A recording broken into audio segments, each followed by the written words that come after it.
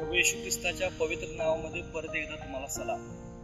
आज आपलं बायबल वाचूया, प्रार्थना करूया आणि आपल्या दिवसाची सुरुवात प्रभू येशू संगती करूया। आज आपण आपल्या मननासाठी यशाया याचा 50वा अध्याय आणि 4थं वचन या ठिकाणी आपण पाहू। शिनलेल्यास बोलून धीर कसा द्यावा ते समजावे म्हणून प्रभू परमेश्वराने मला सुशिक्षितांची जीवा दिली आहे।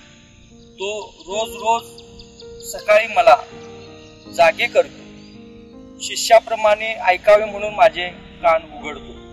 परमेश्वराने आपल्याला या ठिकाणी धीरानं कसं आपण जगावं याच्यासाठी आचरण केलेलं आहे आणि म्हणून त्यांना आपल्याला ज्ञानाचं अंतकरण या ठिकाणी दिलेलं आहे।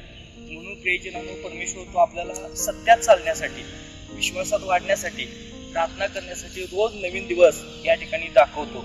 आणि विशेष म्हणजे शिष्याप्रमाणे ऐकावे म्हणून किंवा दासाप्रमाणे ऐकावे म्हणून परमेश्वरानं आपली रोज तो त्याच्या वचनाच्या द्वारे आपली कान उघडली करतो। प्रियजनांनो, आपण सर्वांनी देवाच्या वचनाकडे लक्ष पुरवणं फार गरजेचं आहे।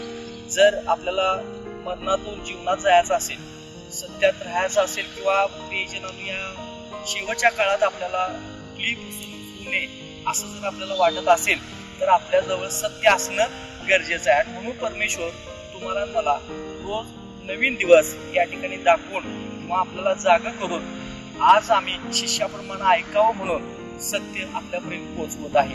परमेश्वर या वचनाच्या द्वारे तुम्हाला मला आशीर्वादित करून आज मी तुम्हाला विनंती करतो, आमचं चॅनेल कृपया सबस्क्राईब करा, शेअर करा, लाईक करा आणि कमेंट करा। देव बाप तुम्हाला आशीर्वाद देतो।